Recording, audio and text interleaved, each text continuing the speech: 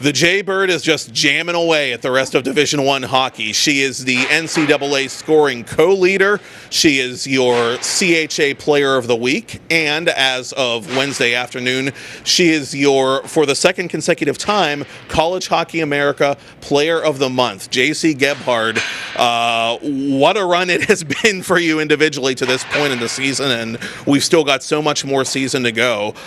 Just from a personal standpoint, how do you feel about the way you've started your junior campaign?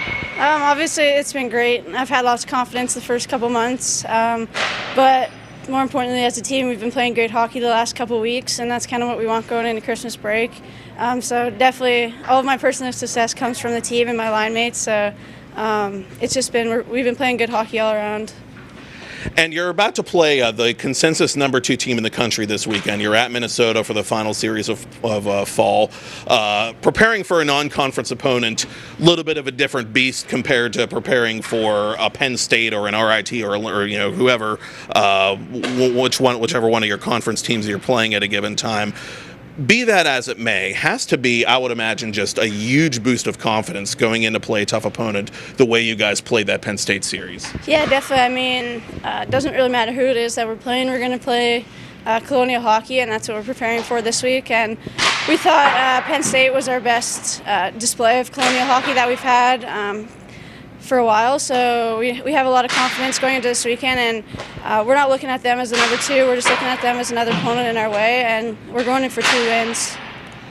And one of the things I was talking to Bales about was in that series, the team did not allow a single 5-on-5 goal. There were 2 power play goals. There was that extra attacker goal, right before time ran out. Just a really fabulous team defensive effort. Is that, I would imagine that's a product of everybody, not just the defenders, not just the goalies, but everybody kind of tugging on the same rope, especially with players being out. Yeah, definitely. I mean, all of our D stepped up. We only had 5 with a couple injuries, so they definitely stepped up, and they just played efficient hockey. They knew that playing 5D, you got to not play as much D zone as you might other games, but our D definitely stepped up, and our forwards helped out and recognized when our D were tired, and we just pushed the pace, which really helped that, and played lots of O-zone, which obviously allowed them not to score 5-on-5.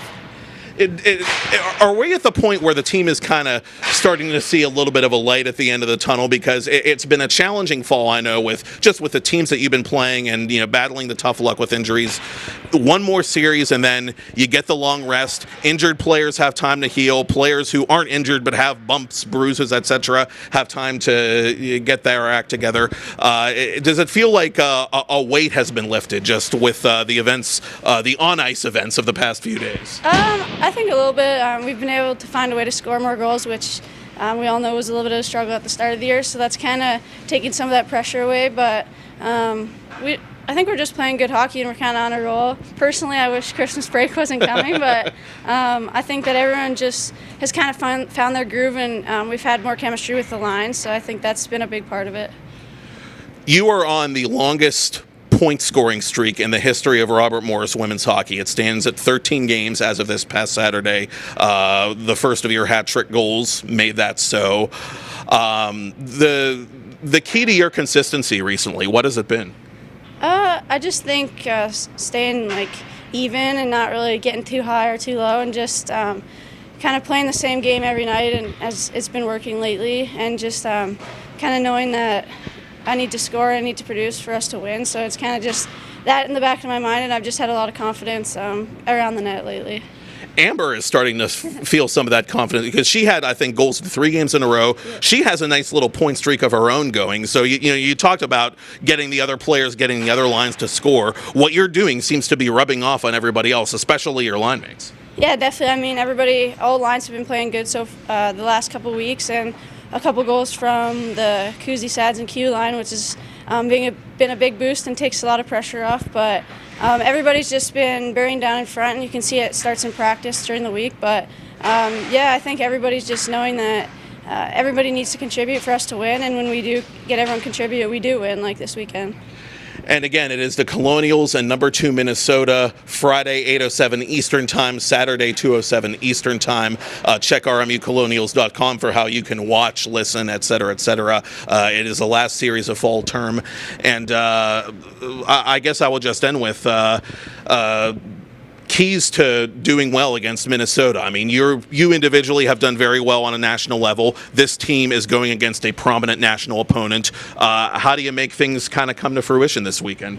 I think just sticking to our game plan, use our speed, and it's just going to take us capitalizing on every chance we get. As we know there might not be as many as some of our other games, so we got to be ready to capitalize. And obviously, we need some good defense. But the way we've been playing lately, I think we'll get both of those.